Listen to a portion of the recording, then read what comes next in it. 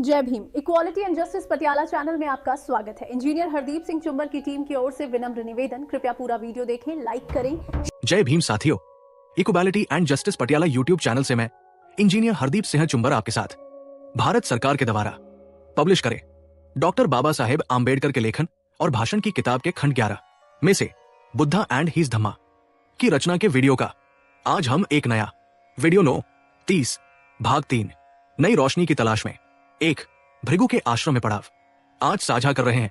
हमारी कोशिश बाबा साहेब के शब्द ही आप तक पहुंचाने की है। जय भीम साथियों, इंजीनियर हरदीप सिंह चुंबर ने आज की वीडियो के बारे में आपको बता ही दिया है। यह पाठ डॉक्टर बाबा साहेब अम्बेडकर के लेखन और भाषणों से लिया गया है, जो गौतम बुद्ध के जीवन के एक हिस्से पर केंद्रित है, विशेष रूप से उनकी नई रोशनी की तलाश।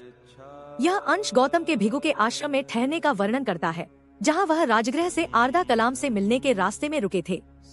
भृगु, जो ब्राह्मण तपस्या में पारंगत थे, गौतम को तपस्या के विभिन्न रूपों और उनके कथित फल समझाते हैं, जैसे कि स्वर्ग प्राप्त करना। हालांकि गौतम इस तपस्या के नियम को अस्वीकार करते हैं, क्योंकि उनकी इच्छा पृथ्वी पर जीवन की समस्याओं का समाधान खोजना है, न कि स्वर्ग के लिए प्रयास करना। अंत में गौतम भृगु और आश्रम के निवासियों को धन्यवाद देते हैं और सांख्य दर्शन और समाधि मार्ग सीखने के लिए मुनि आर्दा कलाम के पास जाने की अनुमति लेते हैं। डॉक्टर बाबा साहेब अम्बेडकर, लेखन और भाषण, खंड 11 और भाग 3 नई रोशनी की तलाश में। पाठ नंबर 1, भृगु के आश्रम में पड़ाव। 1. दूसरे रास्ते खोजने की इच्छा से गौतम आर्दा कलाम से मिलने के लिए राजगृह से निकले। 2. रास्ते में उन्होंने भृगु का आश्रम देखा और जिज्ञासावश उसमें प्रवेश किया। 3. आश्रम के ब्राह्मण निवासी जो ईंधन के लिए बाहर गए थे, अभी अभी अपने हाथों में ईंधन, फूल और कुछ घास लेकर लौटे थे। वे तपस्या में श्रेष्ठ और ज्ञान में निपुण थे। वे उन्हें देखने गए और अपनी कुटिया में नहीं गए। 4. फिर आश्रम के उन निवासियों द्वारा उचित सम्मान पाने के बाद उन्होंने आश्रम के बड़ों को प्रणाम किया। 5. वह बुद्धिमान व्यक्ति मुक्ति की इच्छा रखते हुए उस आश्रम में घूमे जो स्वर्ग की इच्छा रखने वाले पवित्र लोगों से भरा था, और उनकी अजीब तपस्याओं को देख रहे थे। 6. उस सज्जन व्यक्ति ने पहली बार उस पवित्र वन में तपस्वियों द्वारा की जाने वाली विभिन्न प्रकार की तपस्याओं को देखा। 7. फिर तपस्या की तकनीक में पारंगत ब्राह्मण भृगु ने गौतम को सभी विभिन्न प्रकार की तपस्याओं और उनके फलों के बारे में बताया। 8. बिना पका भोजन, पानी से उगने वाली चीजें और जड़ें और फल, यह पवित्र ग्रंथों के अनुसार संतों का भोजन है, लेकिन तपस्या के विभिन्न विकल्प अलग अलग होते हैं। 9.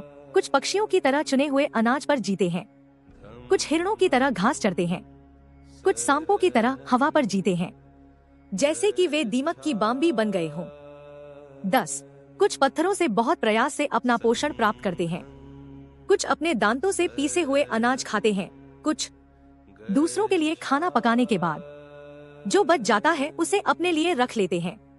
11. कुछ अपनी जटाओं को लगातार पानी से गीला रखते हुए 2 बार मंत्रों के साथ अग्नि को आहुति देते हैं, कुछ मछलियों की तरह पानी में गोता लगाकर वहां कछुओं द्वारा खरोचे गए शरीर के साथ रहते हैं। 12. ऐसे तप से जो कुछ समय के लिए किया जाता है उससे ऊंचे लोग स्वर्ग पाते हैं, नीचे के लोग इंसानों की दुनिया, दुख के रास्ते से वे आखिरकार खुशी में रहते हैं। वे कहते हैं कि दुख ही पुण्य की जड़ है। 13. यह सुनकर गौतम ने कहा, आज मैंने पहली बार ऐसा आश्रम देखा है और मुझे तपस्या का यह नियम समझ नहीं आ रहा है। 14. अभी के लिए मैं बस इतना ही कहूँगा। आपकी यह भक्ति स्वर्ग के लिए है, जबकि मेरी इच्छा है कि धरती पर जीवन के दुखों की जांच की जाए और उनका समाधान ढूंढा जाए। क्या आप मुझे जाने की इजाजत देंगे?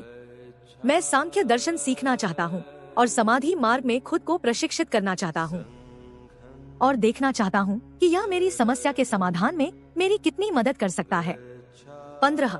मुझे दुख होता है जब मैं सोचता हूँ कि मुझे आपको छोड़कर जाना पड़ेगा, जो इस तरह से लगे हुए हैं, जो इतने बड़े आश्रय हैं और जिन्होंने मुझ पर इतनी ज्यादा दया दिखाई है, ठीक वैसे ही जैसे तब हुआ था जब मुझे अपने रिश्तेदारों को पीछे छोड़ना पड़ा था। 16. इसलिए यह मेरी तरफ से कोई नापसंदगी या किसी और का गलत व्यवहार नहीं है, जिसकी वजह से मैं इस जंगल से जा रहा हूँ, क्योंकि आप महान ऋषियों की तरह हैं, जो पुराने ऋषियों के अनुसार धार्मिक कर्तव्यों में दृढ़ हैं। 17. मैं मुनि आर्दा कलाम के पास जाना चाहता हूँ, जो इस विषय के गुरु माने जाते हैं। 18 उसका संकल्प देखकर आश्रम के मुखिया भृगु ने कहा, राजकुमार, तुम्हारा इरादा सच में बहादुरों वाला है, जो इतनी कम उम्र में स्वर्ग और मुक्ति के बीच अच्छी तरह से सोच विचार करके मुक्ति का मन बना लिया है। तुम सच में बहादुर हो। 19 अगर तुमने जो कहा है वही तुम्हारा पक्का इरादा है तो जल्दी से विंध्यकोष्ठ जाओ। मुनि आर्दा वहीं रहते हैं जिन्होंने परम आनंद का ज्ञान प्राप्त किया है। 20 उनसे तुम रास्ता सीखोगे, लेकिन जैसा कि मैं देख रहा हूँ उनकी थ्योरी पढ़ने के बाद तुम्हारा यह इरादा और आगे बढ़ेगा। नमस्कार, चलिए आज उस इंसान की कहानी में थोड़ा और गहरा उतरते हैं जो आगे चलकर बुद्ध बने। ये सिर्फ एक किस्सा नहीं है, ये एक ऐसे मोड़ की कहानी है, एक ऐसे पल की जब गौतम ने एक ऐसा रास्ता चुना जिसने दुनिया का इतिहास ही बदल दिया। और यही सवाल इस पूरी कहानी के दिल में बसा है। क्या असली ज्ञान बनी बनाई परंपराओं को मानने से मिलता है या फिर एक नया रास्ता बनाने की हिम्मत से? गौतम का फैसला इसी सवाल का जवाब है और ये हमें सीधे उनके दर्शन के केंद्र में ले जाता है। तो होता यह है कि ज्ञान की तलाश में गौतम ने राजगृह शहर के चहल पहल को पीछे छोड़ दिया है। उनका मकसद है आरद कलाम नाम के एक बहुत माने हुए गुरु से मिलना। लेकिन जानते हैं, कभी कभी मंजिल से ज्यादा जरूरी सफर होता है और रास्ते में हुई एक मुलाकात उनके इस पूरे मिशन को हमेशा हमेशा के लिए बदलने वाली थी। और फिर अपने सफर पर गौतम एक ऐसी जगह पहुंचते हैं जो रहस्य और कह सकते हैं कि अलग ही तरह की पवित्रता से भरी हुई थी। ये था भृगु का आश्रम और उन्होंने वहां जो कुछ देखा उसने उनकी आत्मा को अंदर तक हिला के रख दिया। जरा सोचिए, एक शांत आश्रम जो ऐसे साधुओं से भरा है जिनकी नजरें बस स्वर्ग पर टिकी है।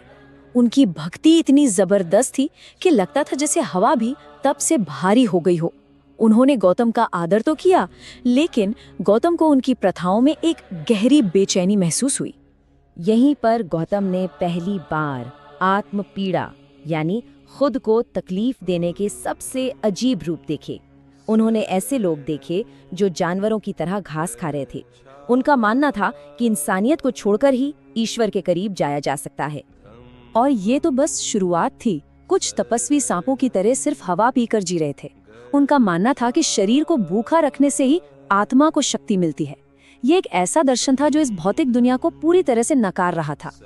तपस्या का एक और भी हैरान कर देने वाला तरीका था पानी के अंदर रहना, जहां कछुए और दूसरे जीव लगातार उनके शरीर को नोचते रहते थे, और ये सब कुछ एक स्वर्गीय इनाम के लिए। पर सवाल ये था कि क्या मोक्ष का रास्ता सच में इतनी पीड़ा से होके जाता है? तो ये कोई एक दो अजीब प्रथाएं नहीं थी। गौतम ने वहां मुश्किलों की एक पूरी लिस्ट देखी। ये दिखाता है कि ये तपस्वी पुण्य कमाने के लिए कितने अलग अलग और एक से बढ़कर एक कठोर तरीके अपना रहे थे। लेकिन इस सब के पीछे की सोच क्या थी?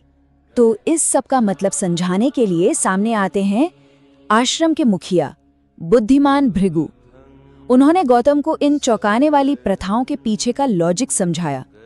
उनके लिए ये सिर्फ दर्द नहीं था, बल्कि एक बहुत गहरा आध्यात्मिक समीकरण था। भृगु का तर्क देखा जाए तो बड़ा सीधा था। अभी दर्द सहो, बाद में सुख पाओ।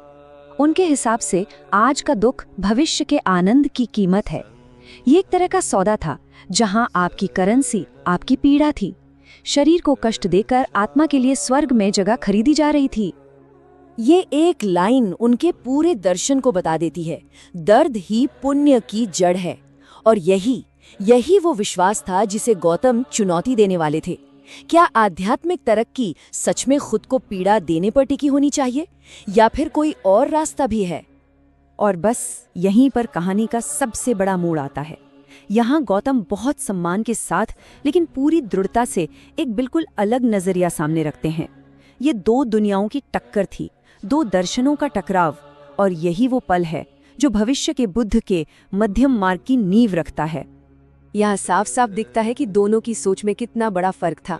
एक तरफ है तपस्वी जिनका लक्ष्य है स्वर्ग और तरीका है दर्द सहना, और दूसरी तरफ है गौतम जिनका लक्ष्य है इसी धरती पर मुक्ति यानी दुख से पूरी तरह आजादी, और उनका तरीका है समस्या को समझना और उसका समाधान खोजना। और ये है गौतम का वो जवाब जो सब कुछ बदल देता है। उनका ध्यान भविष्य के इनामों पर नहीं है, बल्कि अभी इसी वक्त जो दुख है उसकी जड़ को समझने और उसे खत्म करने पर है।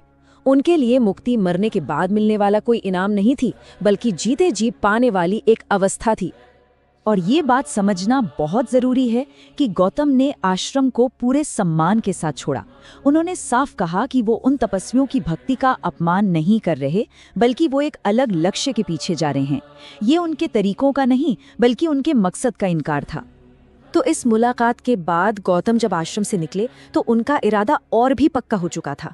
इस अनुभव ने उनके अपने मकसद को आईने की तरह साफ कर दिया था। अब वो जानते थे कि कौन सा रास्ता उनका नहीं है। देखिए, वो राजमहल का चरम सुख तो पहले ही छोड़ चुके थे और अब उन्होंने ये चरम दुख वाला रास्ता भी ठुकरा दिया था। और कमाल की बात देखिए, भृगु की विदाई के ये शब्द दिखाते हैं कि गौतम की दृढ़ता ने नफरत नहीं बल्कि सम्मान कमाया। भृगु ने उनके साहस को पहचाना, भले ही वो उनके रास्ते से सहमत नहीं थे। शायद उन्होंने एक आने वाले महापुरुष की झलक देख ली थी। और यहाँ एक बहुत ही शानदार मोड़ आता है। भृगु न सिर्फ गौतम के फैसले का सम्मान करते हैं, बल्कि वो तो एक कदम और आगे बढ़कर उनकी मदद करते हैं। वो उन्हें उनके अगले गुरु आरद कलाम का पता बताते हैं। शायद यही सच्चे ज्ञान की निशानी है, दूसरों को उनके अपने रास्ते पर चलने में मदद करना। और जाते जाते भृगु एक भविष्यवाणी भी करते हैं। वो ये देख पा रहे थे कि गौतम की खोज बहुत अनोखी है, कि वो उन सभी शिक्षाओं से आगे निकल जाएंगे जो उन्हें रास्ते में मिलेंगी। ये एक बहुत ही शक्तिशाली भविष्यवाणी थी, एक ऐसे इंसान के बारे में जो दुनिया को बदलने वाला था। तो आखिर में ये कहानी हमें एक बहुत गहरे सवाल के पास लाकर छोड़ देती है। गौतम का फैसला हमें अपनी जिंदगी के बारे में सोचने पर मजबूर करता है। कितनी बार हम दूसरों के बनाए रास्तों पर सिर्फ इसलिए चलते रहते हैं क्योंकि वो जाने पहचाने हैं। ये कहानी याद दिलाती है कि कभी कभी असली रास्ता वो होता है जिसे हम खुद बनाते हैं। सोचने वाली बात है ना। नमस्कार। आज हम गौतम के जीवन के एक ऐसे मोड़ का पड़ताल करने जा रहे हैं जिसके बारे में ज्यादा बात नहीं होती है, लेकिन जिसने शायद सब कुछ बदल दिया। ये वो समय है जब ज्ञान की तलाश में उन्होंने राजगृह तो छोड़ दिया था, पर उन्हें अभी तक अपना रास्ता मिला नहीं था। हमारे पास जो स्रोत हैं वो डॉक्टर बाबा साहेब अम्बेडकर के लेखन का एक हिस्सा है, और ये हमें उस यात्रा के एक बहुत ही, आप कह सकते हैं, खास पड़ाव पर ले जाता है, जब गौतम पहली बार तपस्वियों के एक आश्रम में पहुंचे। बिल्कुल। और आज हमारी पड़ताल का मकसद सिर्फ कहानी सुनाना नहीं है। हम ये समझने की कोशिश करेंगे कि गौतम ने अपने समय की सबसे प्रतिष्ठित आध्यात्मिक प्रथाओं में से एक, यानी शरीर को घोर कष्ट देने वाली तपस्या को क्यों आजमाया और फिर उसे पूरी तरह से खारिज क्यों कर दिया। ये उनकी खोज का एक टर्निंग पॉइंट था जिसने उनके भविष्य के मध्यम मार्ग की नींव रखी। तो चलिए शुरू करते हैं। कहानी शुरू होती है जब गौतम आरद कलाम नाम के एक गुरु से मिलने के लिए निकल पड़ते हैं, लेकिन रास्ते में उनकी नज़र भृगु ऋषि के आश्रम पर पड़ती है और वो उत्सुकतावश अंदर चले जाते हैं। वहाँ का माहौल कैसा था? स्रोत के हिसाब से माहौल बहुत ही अनुशासित और गंभीर था। आश्रम के निवासी, जो ब्राह्मण तपस्वी थे, जंगल से लकड़ियां, फूल और कुछ घास लेकर अभी अभी लौटे ही थे, और स्रोत कहता है कि ये लोग तपस्या में माहिर थे, ज्ञान में निपुण थे। लेकिन यहाँ एक अजीब बात होती है। क्या? वो अपनी कुटिया में जाने के बजाय इस युवा अजनबी गौतम को देखने के लिए रुक जाते हैं। अब सोचिए, ये वो लोग हैं जिनका पूरा जीवन कठोर अनुशासन पर आधारित है, जिनका एक एक मिनट तय है। उनका अपनी दिनचर्या तोड़कर किसी को देखना, ये पहली ही नज़र में बताता है कि गौतम के व्यक्तित्व में कुछ असाधारण था। कोई ऐसा तेज, कोई ऐसी शांति जिसने उन तपस्वियों को भी अपनी ओर खींच लिया। ये तो वाकई दिलचस्प है। मतलब बिना कुछ कहे ही उनका प्रभाव पड़ गया। फिर क्या होता है? आश्रम के बड़े बुजुर्ग उनका सम्मान करते हैं और फिर गौतम को पूरा आश्रम घुमाया जाता है। स्रोत में उन्हें मुक्ति के लिए इच्छुक और बुद्धिमान कहा गया है, और ये पहली बार था जब गौतम अपनी आंखों से देख रहे थे कि तपस्या के नाम पर लोग खुद को कैसे कैसे कष्ट दे रहे थे। और यहीं पर आश्रम के मुखिया भृगु उन्हें एक एक करके इन प्रथाओं के बारे में बताना शुरू करते हैं। मुझे कुछ उदाहरण तो याद हैं जो बहुत ही अजीब थे। जैसे कुछ तपस्वी पक्षियों की तरह खेतों में गिरे हुए दाने चुनकर खाते थे। हाँ, और कुछ हिरणों की तरह सिर्फ घास चरते थे। एक प्रथा और भी चौंकाने वाली है। कुछ तपस्वी सांपों की तरह सिर्फ हवा पर जिंदा रहते थे। स्रोत कहता है कि ऐसा लगता था मानो वो दीमक की बाम्बी बन गए हों, मतलब बिना हिले डुले, बिना कुछ खाए। एक मिनट रुकिए, हवा पर जिंदा रहना, क्या इसका कोई शाब्दिक अर्थ है या ये एक मतलब अतिशयोक्ति है? क्या उस समय ये आम बात थी? लोग ऐसा कैसे कर सकते थे? ये एक बहुत अच्छा सवाल है। देखिए, उस दौर में खासकर आजीविक जैसे दर्शनों में उपवास और शरीर को सुखाने की प्रथा चरम पर थी। हवा पर जीना शायद प्राणायाम की किसी चरम अवस्था या बहुत लंबे उपवास के लिए एक अलंकारिक तरीका हो सकता है, लेकिन इसका सार यही था, शरीर की जरूरतों को लगभग शून्य कर देना। ये सिर्फ एक प्रथा नहीं थी, ये एक दर्शन था, एक विश्वास था कि शरीर आत्मा के लिए एक बंधन है और इसे जितना कमजोर किया जाएगा, आत्मा उतनी ही मुक्त होगी। समझ गया, मतलब शरीर को एक दुश्मन की तरह देखा जा रहा था। और भी उदाहरण थे, है ना? जैसे कुछ लोग पत्थरों से पोषण लेते थे या अपने ही दांतों से अनाज पीसते थे। बिल्कुल। और एक प्रथा और थी जहां तपस्वी दूसरों के लिए खाना पकाते थे और आखिर में जो कुछ भी संयोग से बच जाता बस वही खाते थे। ये आत्मनियंत्रण और इच्छाओं को मारने की पराकाष्ठा थी। लेकिन इन सब के पीछे एक बहुत गहरा सवाल है जो गौतम के मन में भी आया होगा। आखिर ये सब क्यों? इन सारे कष्टों का मकसद क्या है? हाँ, यही सबसे जरूरी सवाल है। भृगु ने इसका क्या जवाब दिया? भृगु ने समझाया कि इन तपस्याओं का एक ही दर्शन है, कष्ट को ही पुण्य की जड़ कहा जाता है। उनका मानना था कि इस जीवन में शरीर को जितना दर्द दोगे, भविष्य के लिए उतना ही पुण्य जमा होगा। यह एक तरह का आध्यात्मिक निवेश था। इस पुण्य के बदले में या तो अगले जन्म में मनुष्यों की दुनिया में कोई बड़ा पद मिलेगा या फिर सीधे स्वर्ग में जगह मिलेगी। संक्षेप में कहें तो वर्तमान का दर्द भविष्य के सुख की गारंटी था। मतलब ये एक तरह का सौदा था, अभी कष्ट सहो ताकि बाद में स्वर्ग का सुख मिले।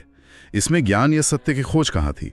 ये तो बस एक बेहतर भविष्य की लालसा है, चाहे वो इस दुनिया में हो या किसी और दुनिया में। आपने बिल्कुल सही नस पकड़ी है और यही बात गौतम को भी खटकी। ये सब सुनने और देखने के बाद गौतम ने जो जवाब दिया वो उस युग के हिसाब से बहुत क्रांतिकारी था। उन्होंने बड़ी विनम्रता से कहा, मैंने आज पहली बार ऐसा आश्रम देखा है और मैं तपस्या के इस नियम को नहीं समझता। ये सिर्फ एक वाक्य नहीं है, इसमें एक गहरा दार्शनिक मतभेद छिपा है ना? उन्होंने सीधे सीधे उनकी प्रथा को गलत नहीं कहा, बल्कि ये स्वीकार किया कि ये उनकी समझ से बाहर है। और फिर वो उस मतभेद को और ज्यादा साफ करते हैं। वो कहते हैं, आपकी ये भक्ति स्वर्ग के लिए है, जबकि मेरी इच्छा है कि पृथ्वी पर जीवन के दुखों की जांच की जाए और एक समाधान खोजा जाए। ये एक जबरदस्त बयान है। वो कह रहे हैं कि मुझे स्वर्ग के सुख में कोई दिलचस्पी नहीं है, मेरी समस्या यही है, इसी दुनिया में, और मुझे इसका समाधान भी यही चाहिए। चलिए एक कदम पीछे हटकर देखते हैं कि ये उस समय के लिए कितना बड़ा बदलाव था। मतलब उस दौर में तो ज्यादातर आध्यात्मिक लोग या तो अच्छे पुनर्जन्म के लिए या स्वर्ग के लिए ही साधना कर रहे थे। बिल्कुल, गौतम का दृष्टिकोण लगभग वैज्ञानिक था। सोचिए, वो एक परिकल्पना का परीक्षण कर रहे थे। परिकल्पना थी, क्या शरीर को कष्ट देने से दुख का अंत होता है? उन्होंने आश्रम में डेटा इकट्ठा किया, लोगों को देखा, उनके दर्शन को समझा और उनका निष्कर्ष था, नहीं, ये तरीका मेरी मूल समस्या का समाधान नहीं करता है। ये सिर्फ दुख को एक रूप से दूसरे रूप में बदल रहा है, उसे खत्म नहीं कर रहा है। ये स्वर्ग का लालच दे रहा है, दुख की जड़ पर काम नहीं कर रहा। और इसी के बाद वो वहां से जाने का फैसला करते हैं, है ना? वो कहते हैं कि वो कुछ और आजमाना चाहते हैं। हाँ, वो बहुत विनम्रता से जाने की अनुमति मांगते हैं और वो ये भी बताते हैं कि वो क्या करना चाहते हैं।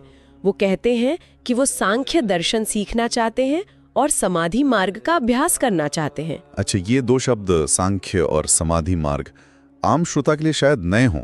उन्होंने इन्हीं दो को क्यों चुना? ये क्या थे? उस समय ज्ञान प्राप्त करने के ये दो सबसे प्रसिद्ध और सम्मानित रास्ते माने जाते थे। सांख्य, जो कपिल मुनि द्वारा स्थापित एक बहुत पुराना दर्शन था, वो तर्क और विश्लेषण के जरिए यह समझने पर जोर देता था कि ये दुनिया, ये वास्तविकता किन तत्वों से बनी है। ये एक तरह से ज्ञान का बौद्धिक मार्ग था। वहीं दूसरी ओर समाधि मार्ग, ध्यान की गहरी अवस्थाओं के माध्यम से मन को प्रशिक्षित करने और सीधे अनुभव से सत्य को जानने का तरीका था। तो गौतम अनिवार्य रूप से कह रहे थे कि मैं ज्ञान के दो सबसे बड़े हाईवे, एक तर्क का और दूसरा ध्यान का, दोनों को आजमा कर देखना चाहता हूँ। ये बहुत दिलचस्प है। वो किसी भी चीज को आंख बंद करके मान नहीं रहे थे। वो हर रास्ते को खुद परखना चाहते थे और वो ये भी साफ करते हैं कि वो किसी नाराजगी की वजह से नहीं जा रहे। हाँ, यह उनकी परिपक्वता दिखाता है। वो भृगु और बाकी तपस्वियों का सम्मान करते हैं, उन्हें महान ऋषि कहते हैं, लेकिन स्पष्ट करते हैं कि उनका रास्ता अलग है। और फिर वो बताते हैं कि उन्होंने आरत कलाम के बारे में सुना है और वो उनके पास जाना चाहते हैं। अब यहाँ पर भृगु की प्रतिक्रिया देखने लायक है। कोई भी गुरु ये सुनकर नाराज हो सकता है कि एक संभावित शिष्य उसके रास्ते को ठुकरा रहा है, लेकिन भृगु नाराज नहीं होते, वो प्रभावित होते हैं। वो गौतम के संकल्प और उनकी स्पष्टता को देखते हैं। वो कहते हैं, राजकुमार, तुम्हारा उद्देश्य वास्तव में साहसी है। जो इतनी कम उम्र में तुमने स्वर्ग और मुक्ति के बीच विचार करके मुक्ति के लिए अपना मन बना लिया है। वो समझ जाते हैं कि यह कोई साधारण साधक नहीं है जिसे स्वर्ग का लालच देकर रोका जा सके। भृगु का इस तरह गौतम के फैसले का सम्मान करना, ये उस समय के बौद्धिक माहौल के बारे में भी बहुत कुछ कहता है। यकीनन ये दिखाता है कि विचारों का टकराव तो था, लेकिन शायद एक दूसरे की खोज के प्रति सम्मान भी था। भृगु उन्हें रोकने या बहस करने की कोशिश नहीं करते। वो गौतम की ईमानदारी को पहचानते हैं और उन्हें आगे का रास्ता दिखाते हैं। वो उन्हें बताते हैं कि मुनि आरद विंध्य कोष्ठ में रहते हैं और उन्हें वहां जाना चाहिए। और फिर भृगु एक भविष्यवाणी करते हैं जो इस पूरे प्रसंग को और भी गहरा बना देती है। हाँ, ये इस बातचीत का चरम है। भृगु कहते हैं, उनसे तुम मार्ग सीखोगे, लेकिन जैसा कि मैं देख रहा हूँ, तुम्हारा ये उद्देश्य उनके सिद्धांत का अध्ययन करने के बाद और भी आगे जाएगा। कमाल है। मतलब भृगु ये भांप लेते हैं कि गौतम की खोज आरत कलाम पर भी खत्म नहीं होगी। बिल्कुल, उन्हें ये एहसास हो जाता है कि ये व्यक्ति केवल किसी मौजूदा ज्ञान को सीखने नहीं आया है, ये कुछ पूरी तरह से नया खोजने के लिए निकला है। भृगु, जो खुद एक स्थापित परंपरा के गुरु हैं, ये पहचान लेते हैं कि गौतम सभी स्थापित परंपराओं से आगे जाने वाले हैं। ये एक तरह से एक गुरु द्वारा दूसरे के भविष्य के बुद्धत्व को स्वीकार करना है। ये गौतम की यात्रा के अगले चरण के लिए एक शक्तिशाली संकेत है। इसके बाद गौतम उन्हें धन्यवाद देते हैं और अपनी यात्रा पर निकल जाते हैं और तपस्वी भी वापस अपनी साधना में लग जाते हैं। एक बहुत ही शांत और सम्मानजनक विदाई। तो इस पूरी कहानी का निचोड़ क्या है? जब हम इस पर विचार करते हैं तो क्या बातें सामने आती हैं? पहली और सबसे बड़ी बात है गौतम की असाधारण स्पष्टता। बहुत छोटी उम्र में जब ज्यादातर लोग सुख सुविधाओं या स्वर्ग की कामना करते हैं, उनका लक्ष्य एकदम साफ था, इसी जीवन में, इसी दुनिया में दुख का अंत खोजना। उन्होंने उस समय की एक बहुत ही स्थापित और सम्मानित प्रथा को सिर्फ इसलिए खारिज कर दिया क्योंकि वो उनके मूल प्रश्न का उत्तर नहीं देती थी। और ये भी कि उन्होंने इसे किसी अहंकार या विद्रोह के साथ नहीं किया, बल्कि बहुत ही सम्मान और विनम्रता के साथ किया। बिल्कुल, और इसका जो बड़ा सबक है वो ये है कि सच्चा ज्ञान कभी कभी स्थापित रास्तों पर चलने से नहीं, बल्कि उन पर सवाल उठाने से मिलता है। गौतम सिर्फ एक अनुयायी नहीं थे, वो एक मौलिक अन्वेषक थे। उन्होंने दूसरों के अनुभवों को जस का तस स्वीकार नहीं किया। उन्होंने देखा, सुना, समझा और फिर अपने विवेक के आधार पर फैसला किया कि ये रास्ता उनके लिए नहीं है। ये दिखाता है कि ब्रेक थ्रू इंसाइट के लिए सिर्फ सीखना काफी नहीं होता, बल्कि ये जानने की हिम्मत भी होनी चाहिए कि कब किसी रास्ते को छोड़ना है। डॉक्टर अंबेडकर ने अपने लेखन में इस घटना को क्यों इतनी प्रमुखता दी होगी? क्या इसका कोई खास कारण हो सकता है? ये एक दिलचस्प सवाल है। शायद इसलिए क्योंकि डॉक्टर अंबेडकर के लिए बुद्ध केवल एक आध्यात्मिक गुरु नहीं थे, बल्कि एक महान समाज सुधारक और तर्कवादी विचारक थे। ये घटना बुद्ध के तर्कवादी पक्ष को उजागर करती है। अंधविश्वास या परंपरा को आंख बंद करके स्वीकार करने के बजाय हर चीज को तर्क और अनुभव की कसौटी पर कसना। जिस तरह बुद्ध ने स्वर्ग के लिए की जाने वाली तपस्या को खारिज कर दिया, उसी तरह डॉक्टर अंबेडकर ने भी उन धार्मिक प्रथाओं को खारिज किया जो तर्क संगत नहीं थीं और समाज में असमानता पैदा करती थीं। इस कहानी में उन्हें बुद्ध की तर्कशीलता और करुणा का बीज दिखाई दिया होगा। सही बात है। ये कहानी सिर्फ एक आध्यात्मिक खोज नहीं है, बल्कि एक बौद्धिक क्रांति की शुरुआत भी है। चलिए श्रोताओं के लिए एक विचार छोड़ते हैं। सोचिए, अगर गौतम ने भृगु के आश्रम में प्रचलित कठिन तपस्या को ही अंतिम सत्य मानकर स्वीकार कर लिया होता, तो क्या होता? शायद वो एक महान तपस्वी बन जाते, शायद उन्हें स्वर्ग भी मिल जाता। लेकिन क्या दुनिया को वो बौद्ध धर्म मिलता जिसे हम आज जानते हैं? किसी स्थापित और सम्मानित रास्ते को विनम्रता पूर्वक नहीं कहने और एक अनजाने रास्ते पर अकेले चलने के लिए किस तरह के आंतरिक साहस और स्पष्ट दृष्टि की जरूरत होती है? ये दिखाता है कि कभी-कभी सबसे बड़ी खोज किसी नए जवाब को पाने में नहीं, बल्कि सही सवाल पूछने और उन रास्तों को छोड़ने में होती है जो सवाल का जवाब नहीं देते। जय भीम साथियों, धन्यवाद आपने पूरा वीडियो देखा। Equality and justice Patiala YouTube channel पर आपका स्वागत है। कृपया चैनल को लाइक, शेयर और सब्सक्राइब जरूर करें।